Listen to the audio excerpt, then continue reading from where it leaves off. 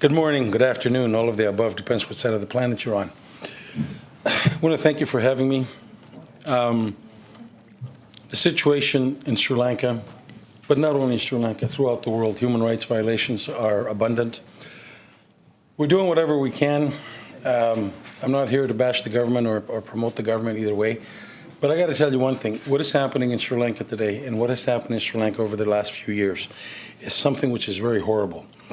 We've seen the video last session of Parliament where it showed how people were told to move from one side to another side, and where they moved there thinking that they were going to be safe, they were bombed. They moved again, they were bombed again, and hundreds of thousands of people were killed. There is something that's called Truth and Reconciliation in Sri Lanka. I've been told by a lot of people not to read it because it's a sham. I leafed through a couple of pages of the report, and when I started reading it, I was just getting ready to say a couple of things, and I read a little bit more, and I was almost at the point of puking. So I put it down, I didn't read it anymore. What happened in Sri Lanka a few years ago? It happened in Africa a few decades before. It happened in the Middle East almost like a century ago. So we have learned nothing of human rights violations. We have learned nothing in order to protect individuals. We have in the United Nations responsibility to protect, but any time somebody brings it forward, even as today, we're trying to do that with what is happening in Syria. You have one nation that has interest in that particular part of the world, and they say, no, you can't do it. And that's Russia today in Syria. Certainly, I would say to you, China, had we brought the situation of Sri Lanka on the table, China might have stepped forward and said, nope, can't intervene. So folks, responsibility to protect is very high. What happened in Sri Lanka, we all felt it, we all lived it. We lived it on the Hill, we lived it down on the Don Valley, we lived it on Queen's Park, we lived it. I mean, we lived it, and I think that this government that we have today had earplugs on. It was not listening. It was issuing press release after press release that said, we'd like for the two sides to start talking.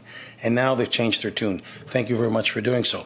But going forward, and I'm only talking about Sri Lanka, I'm talking about other ethnic strifes that may happen, any other cultural strifes that may happen.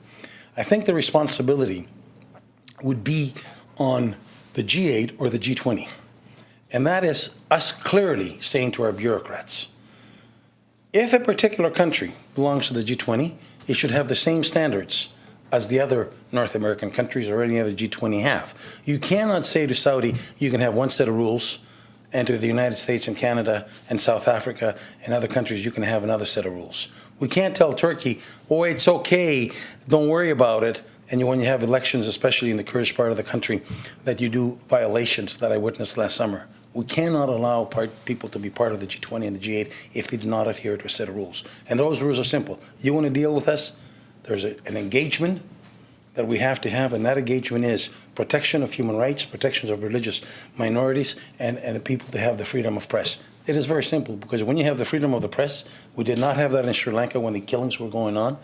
We don't have freedom of the press in certain parts of the world. So if you want to be part of the G8 and the G20, and you want to trade with us, and if you're not, and you still want to trade with those countries, you must adhere to three simple principles: human rights, religious freedom, and freedom of the press. And then you see how the world will change. And if you don't adhere to those, well, thank you very much, but we don't want to trade with you. Thank you very much, I'm not going to give you my dollars. And thank you very much, we as consumers who step up and say, we're not going to buy from those countries.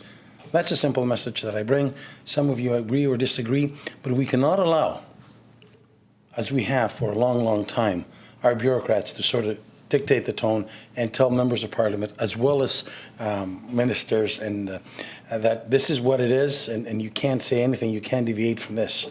We got to tell our bureaucrats, this is what we want to do, and move forward in order to get accomplished. I want to thank you for having me.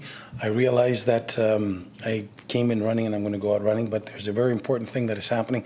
I don't know, some of you had an opportunity to read what happened to 200 Tamil refugees today as we speak. They're stranded in Togo. They were promised to come to Canada, you know, these people are made a lot of promises, but there's no delivery. So not only do we have to hold the countries that are human rights violators accountable, but we also have to make sure that countries that are working against human rights violations, these countries also step up to the plate and hold the countries responsible. Thanks again.